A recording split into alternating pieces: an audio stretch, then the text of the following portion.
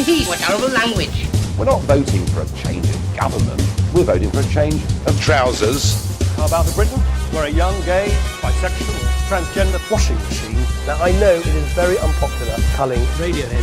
Hell yes, I'm tough enough. Drug use in Britain is badgers.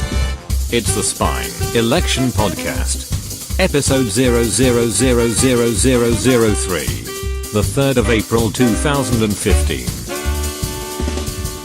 Hello, my fellow skeptics, doubters, political obsessives, and people randomly clicking through the internet looking for chipmunk yodeling videos.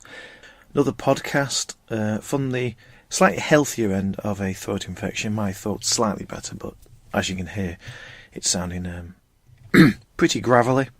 If I carry on with these podcasts, you can be assured that it'll actually begin to sound worse as I begin to sound my normal high-pitched self, but for the moment I'm enjoying the lower registers, singing songs like Old Man River and the entire back catalogue of Tom Jones.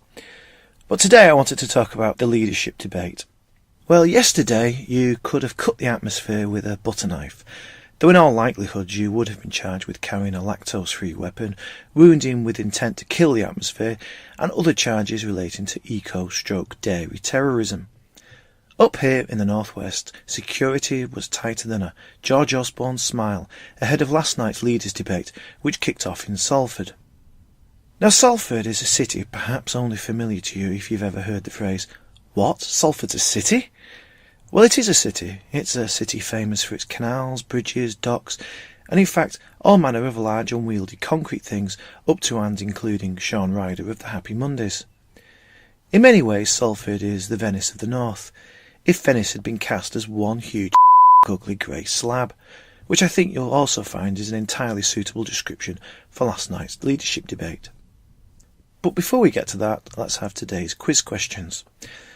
Today's entirely imaginary prize is a commemorative Julie Etchingham mug, marking the day when womankind reached the intellectual summit that is hosting a leaders' debate whilst wearing a pair of entirely unrealistic hipster glasses.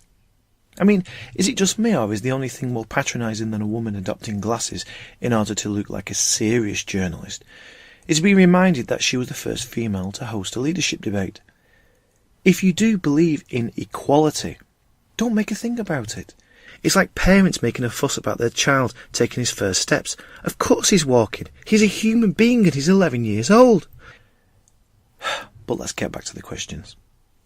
First, with what song did Ed Balls into the charts on 21st of June 1982 when he was playing steel drums for the Norwich-based calypso group Shamallah? Question 2. What is the largest? The hole in the ozone layer or David Cameron's bald spot, and which can he continue to deny exist for the longest? Third, how many more days can I keep doing these bloody stupid podcasts when I should be doing something more productive with my time? Answers on an email postcard to thespineblog@gmail.com.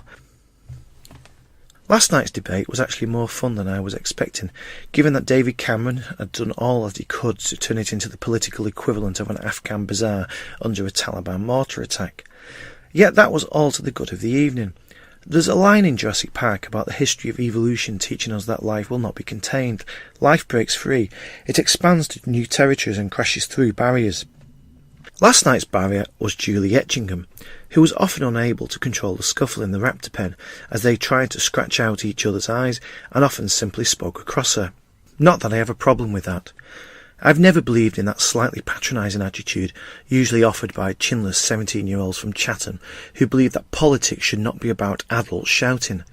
That's exactly what it should be about. Parliament at its worst for other people is Parliament at its best for me.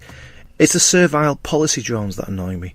The enemies of democracy are those placid and polite autonomans who go from studio to studio and repeat exactly the same phrases. One of the great beauties of the British political system is that it embraces our animalism. It does not distinguish between the cerebral and the body. I want politics to be impassioned with the spit and piss of real life, because the alternative is a life condemned to sit in a grey walled room with Keith Vaz as he counts all the interesting ways he can conjugate his ego. I suppose it's why my verdict of last night's performances is somewhat different to what I've been reading in the papers today.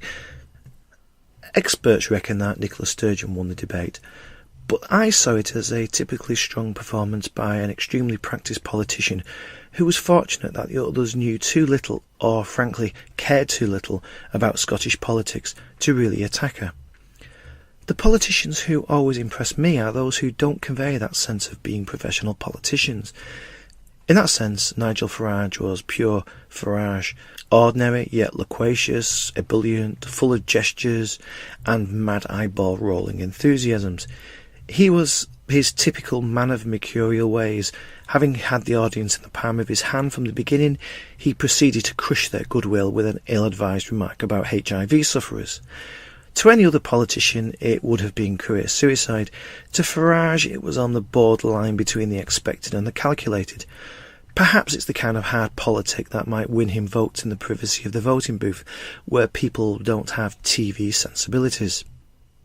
Natalie Bennett impressed me, though I know many saw her performance as amateurish, but she has a kind of knack of speaking moral truths about hedgehogs of the world whilst disguising the sometimes bonkers policies of her party. Looking at her, you won't believe that she supports compulsory kilts for the men of England and making the Queen wear a crest crown in place of the Orban sceptre with a stick of celery stuck in a turnip. There were no brain freezes on the night, which shows how she's grown into the campaign and also demonstrates the medicinal effects of rubbing organic slug lard into your kneecaps every night. Nick Clegg, on the other hand, was everything I knew him to be, victim of a tough decision he made 5 years ago to support a Tory government. But I thought he argued as well as he could to explain the compromises he'd made. I wouldn't be surprised to see the Lib Dems do a little better at the coming election than many have forecast. After all, it would have to be a really screwed up world where the hard-working brakeman at the back of the train takes the blame for the derailment caused by the mad guy up front with his hand on the throttle. Leanne Wood addressed herself to Wales, and that allowed her a slight distance from the others. She was probably the most personable on the stage and would have done her party's cause no harm. She smiled well, I liked her, and it made me like Wales and want to buy a holiday bungalow there. I thought Ed Miliband did relatively well in a very controlled performance. He's another who seems to contain his natural character when really it's his spontaneous energy that will win him more followers. Yet he was also playing the role of the future Prime Minister. In that sense, he probably did the right thing. It was Miliband who went to shake Cameron's hand at the end and then immediately went into the crowd. It was a small gesture, but he made it before Cameron had the chance, and that indicates a certain sparky energy about the Labour campaign that's possibly missing from the Tories. Cameron, on the other hand, he seemed nervous, withdrawn, passive. These things will no doubt be forgotten over a long election campaign, but I suspect it's symptomatic of something deeper in the Conservative ranks. It goes to the heart of the problem with Cameron. He doesn't seem to enjoy politics as much as he enjoys being Prime Minister, a role he probably feels born into. It's as though debating is too much hard work. It's cerebral and difficult, and he resents questions of his authority. He's not above deploying the cheap trick of using a family tragedy to defend the NHS, when politicians tend, and indeed I think should, leave such private matters outside the political sphere.